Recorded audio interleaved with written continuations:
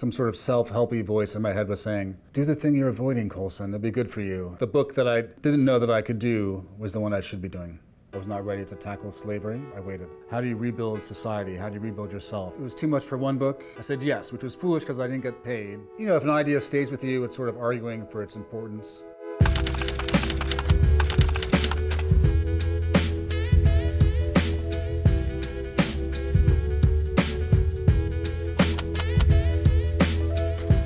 You know, it was the year 2000, and I came across a reference to the Underground Railroad. I remembered how when I was a kid, those words were so evocative. I thought it was a real train, you know, before my teacher explained. And so that day, you know, I thought, oh, wouldn't it be weird if it actually was a weird train, a literal train? What kind of story could I get out of that? I quickly added the premise that each state that our hero or heroine goes through is a different state of American possibility, like Gulliver's Travels. It has that Odyssey-like structure where the protagonist has to solve some sort of allegorical problem before they can move to the next one.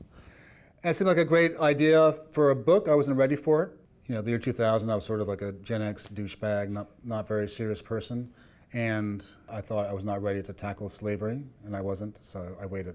How did you know when you were ready? Well, 14 years had passed, and then it became obvious that I was avoiding it, that some sort of self-helpy voice in my head was saying, do the thing you're avoiding, Colson, it'll be good for you. The book that I didn't know that I could do was the one I should be doing.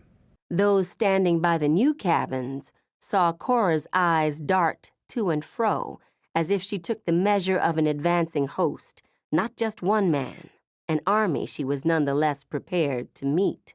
Regardless of perspective, what was important was the message imparted by one through posture and expression and interpreted by the other. You may get the better of me, but it will cost you. So I had to figure out who the hero is. It's one thing if it's a man, another thing if it's a woman who's enslaved has the additional problem of being breeding stock.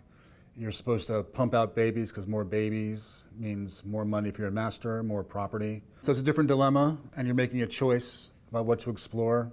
Is the hero or heroine a teenager, no dependents, a mother or father, kids? Are you leaving your kids? Are you going to rescue your kids? You know, I sort of weighed different possibilities of what kind of story it is and decided that a female protagonist would be breaking my string of male protagonists, so I'm mixing it up. The dilemma of the female slave was a compelling subject I wanted to take up. And, you know, it's good to push yourself. So Cora is very much not like me. There's not a lot of me in her, which is probably why it's my most popular book. The boy's strange sensibility moved Ridgway. Homer's shining eyes, set in his round, pudgy face, were at once feral and serene, a kindred spirit. Ridgway bought him for $5 and drew up emancipation papers the next day.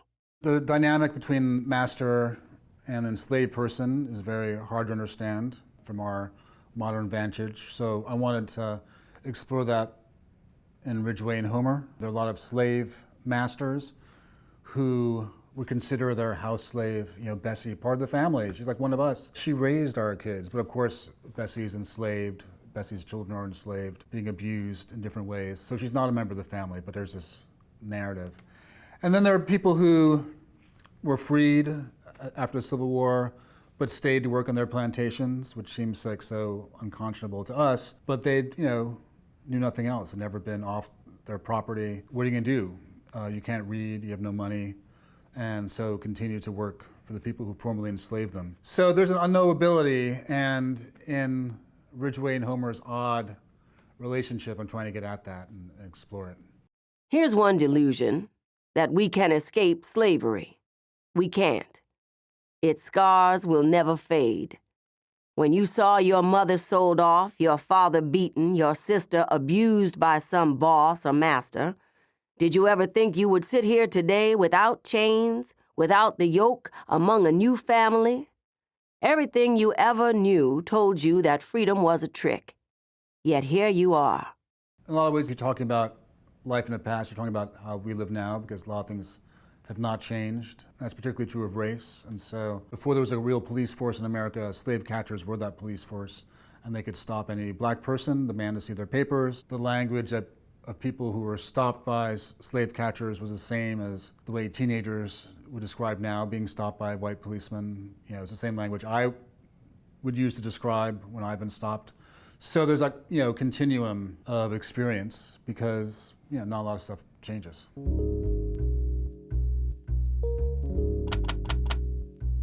Barry Jenkins had not released Moonlight yet. It was about to hit festivals, so I saw an early version, and I thought he was so talented. We sent it to him, or it came across his desk, and I was ready to give it over. You know, I didn't want to be involved. I was writing the Nickel Boys. I trusted him whenever he sort of raised a problem adaptation. How do you animate this? How can I flesh this out? And then I saw the final version, and I was blown away. I mean, he's such an incredible visionary artist. He assembled this heist team of 150 people who were designing the clothes and the sets, and they had a barber who specialized in, you know, period black haircuts. I went down to the set, and just to see all these incredible artists bringing the book to life was, you know, was really incredible. And then the final version, you know, I just felt so honored by their work.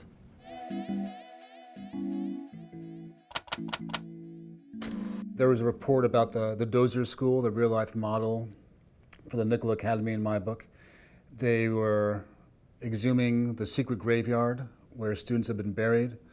And it had been followed a lot in Florida, but was not a national story. But this day it broke through. The survivors in the story were all white. I wondered about what happened on the black part of campus. We could assume it was worse, and it was. You know, if an idea stays with you, it's sort of arguing for its importance. And the idea stayed with me, you know, for years and years until 2017 when I had my schedule open and it seemed like a compelling idea to follow. So I made various decisions as I got more and more involved. Who are the protagonists? When and where does it take place? How close do I want to stick to the model? And in the end, you know, I stuck pretty close to the real life events because I wanted to honor the people who had gone through that place. It's at the height of the civil rights movement, so a moment of possibility.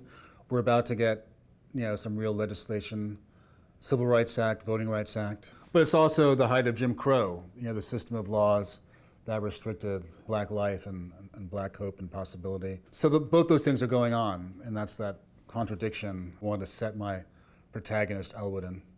Turner had never met a kid like Elwood before. Sturdy was the word he returned to, even though the Tallahassee boy looked soft, conducted himself like a goody-goody, and had an irritating tendency to preach. Wore eyeglasses you wanted to grind underfoot like a butterfly. He talked like a white college boy, read books when he didn't have to, and mined them for uranium to power his own personal A-bomb. Still, sturdy. Elwood, you know, was growing up in a time of civil rights activism. He's seen people marching, boycotts work, seen and read the various stirring speeches of Martin Luther King. And he believes you can work within the system, change the social order. And the other boy, Turner, is his opposite number. He's survived by his wits. He doesn't believe people are good, that systems change. In this case, committing to the Nickel Boys was committing to exploring my own hope and optimism through these characters. They had managed to scrape up a life after leaving Nickel, or had never fit in at all with normal people. The last smokers of cigarette brands you never see, late to the self-help regimens, always on the verge of disappearing. I wanted to show what happens, you know, decades later. Can people find themselves, forgive themselves, find love, be worthy of love? So many people were so mangled and damaged by that place. I wanted to explore who gets out and who doesn't. I think it's one thing to have it all in 1964. There's more to the story in the after effects, the trauma, and then coming back from the trauma of a terrible time at a place like that.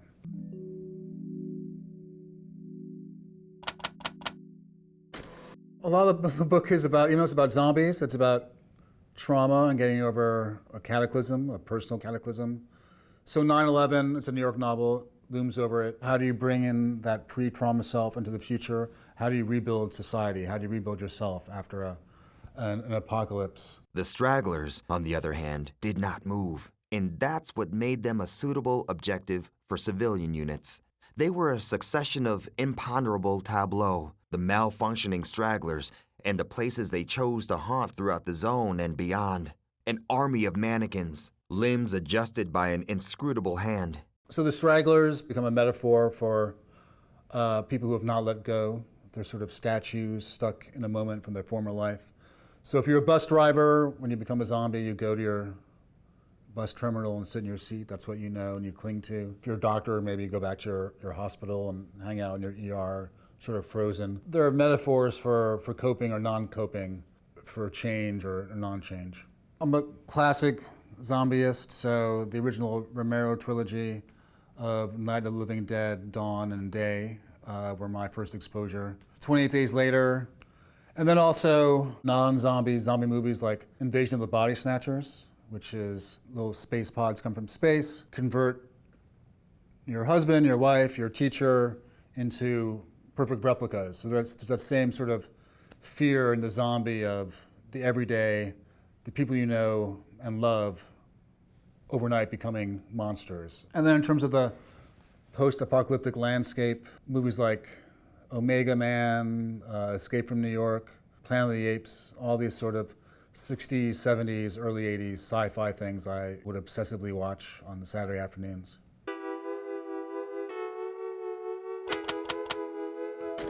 I got a call from Grantland, which was like a Bill Simmons pop culture sports website magazine, and they wanted to know if I wanted to go to the World Series of Poker. I was like, no, Vegas, I don't want to go. And they were like, what if instead of paying you, we paid your entrance to the World Series of Poker and you could play? I said yes, which was foolish because I didn't get paid. So that was kind of dumb, and I put a lot of work into it. And then two, I never played in a casino tournament before, so I had to learn how to play tournament poker. So I do get to the World Series of Poker in the book, but I have to train. So I got a poker coach, a woman named Helen Ellis, also a Doubleday author and professional, semi-professional poker player. So she taught me how to play. I would drop off my kid at school in the morning, say goodbye to the other parents. They'd be like, "Oh, what's up, Colson?" I'm like, "Oh, yeah, I'm going to Atlantic City to gamble." Hop on a bus, gamble, gamble, gamble. Take the midnight bus back and learn how to play with determined people. I got a physical trainer to teach me how to sit at the poker table for 14 hours. And then I played, and I'm a middle-aged dude who doesn't do a lot of new stuff, so I had to break out of my sedentary lifestyle and put myself out there. So it was a great nonfiction writing experience. My sisters would bring into the house like Joan Didion and Tom Wolfe and Norman Mailer. So I got to do my sort of creative nonfiction book, and that was really cool. And when it came out in the magazine, it was being serialized, and so you write a novel, you're in your head for 2 years, and it comes out. With this, it was coming out while I was still writing it, and so the audience, the encouragement of people who liked the piece was in there, and it was just a really nice, cool experience all around. I jumped up and joined the apostates. I was vibrating with newly acquired poker knowledge and couldn't wait. The smell of ancient cigarette smoke and the mellow undertones of men's room disinfectant were an intoxicant. I checked in, chucked in some buffalo wings for fuel, and soon I was in the Tropicana poker room.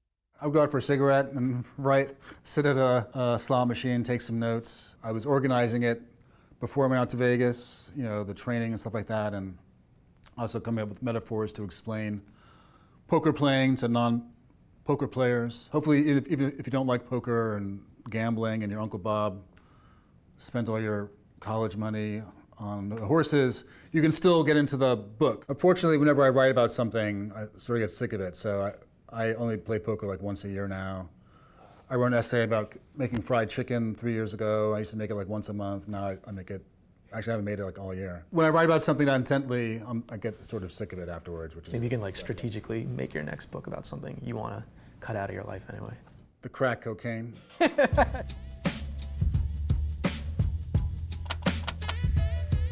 My first writing experience was working at the Village Voice, a newspaper. I always wanted to write fiction from an early age, and so I was trying and failing, writing short stories, trying to figure out how to write novels. So I was reading a lot of detective novels like James Ellroy and Walter Mosley and Elmore Leonard. That was good training. I was sort of studying the structure, red herrings, duplicitous characters, corrupt institutions. And then I saw a segment on the hidden dangers of escalator inspectors. So they had an escalator inspector, and it's like, these old treads, If you have small feet or you're a little kid, you can lose a toe. From growing up in New York City, where there used to be a law that the inspection certificate had to be in all elevator cabs. Same guy year after year, same handwriting, different pen, but the same person. You go to your friend's house, the same guy's been there. So it's like, oh, they have like beats like cops, like here's my beat, I'm the Upper West Side guy.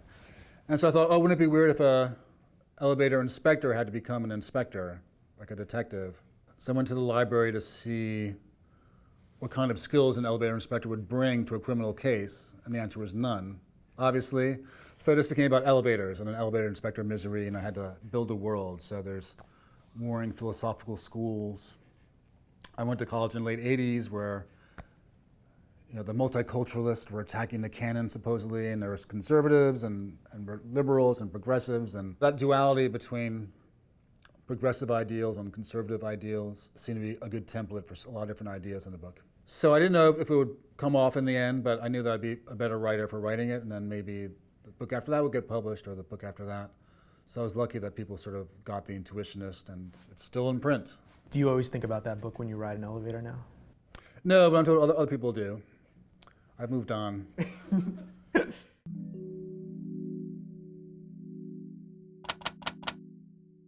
And if you're going to write a heist novel with black characters, it's either Harlem or Brooklyn. Frankly, there's more research on Harlem than Brooklyn. I decided to make my protagonist a fence, someone who takes stolen goods and brings them back into circulation in polite society. And in doing research, I found out that a lot of fences will have a legit store, a furniture store, an appliance store. He'd have one face that he puts out to the world, and then a more criminal aspect that he hides. That spoke to a split personality, and I found that very compelling in a character. He grew up with a father who was a criminal, and that was his model for manhood. There's that same sort of voice in the back of his head saying, let's do crimes, that his father had, even if he wants to be on the straight and narrow. Working against a lot of his criminal activity is this idea of being a good family man, being an upstanding businessman. So that's a big engine in the book. Part of what Harlem Shuffle is about is seeing who finds their way in the world and who falters. The first time Carney came to the row on business, the white clerks pretended not to see him, attending to hobbyists who came in after him. He cleared his throat, he gestured, and remained a black ghost, store after store, accumulating the standard humiliations, until he climbed the black iron steps to Aronowitz & Sons, and the proprietor asked, "Can I help you, sir?" Can I help you as in, can I help you? As opposed to, what are you doing here? Ray Carney, in his years, had a handle on the variations. Primary sources have been really fruitful, whether it's slave narratives or, in the case of this book, memoirs of gangsters and hustlers. So William Burroughs, our Beat Generation novelist, one of his first books is called Junkie, and it's about being a hustler in Harlem in the 40s and 50s.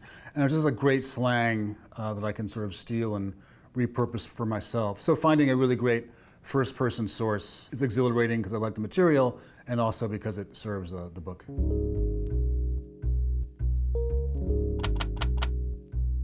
I kept coming up with more stories, and so it was too much for one book. And then for the first time, I had a character in a world I wanted to pursue, so it became 2 books. In terms of picking and choosing time periods, I'm trying to figure out what's a good canvas for Ray and his adventures. He stepped away on a straight and narrow, and his business is thriving. Doesn't necessarily have that psychological need to explore his dark side. And of course, as is common in these kinds of stories, circumstances, the old life, pulling back in. So it's fun to play with these conventions and also try and subvert them or have fun with them. Back during the '64 protests, Munson had told Carney about the young officers he'd sent to infiltrate CORE and SNCC, to strangle the protests. The white detective didn't take Carney into his confidence out of trust, but because the furniture salesman was no threat. What was he going to do? Write a letter to the Amsterdam News? White cops did as they pleased. Crooked white cops? Untouchable. Well, if you know anything about the 70s in New York, it was crime was at an all-time high.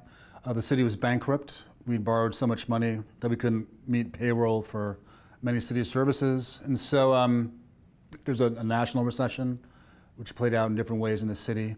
So it's much different than the New York of the 60s. But pretty early in this book, despite knowing it was a cliche, I had to recognize that actually the New York City is a character, and it's having its ups and downs in the same way that Kearney is. There's a big police corruption investigation, the Knapp Commission.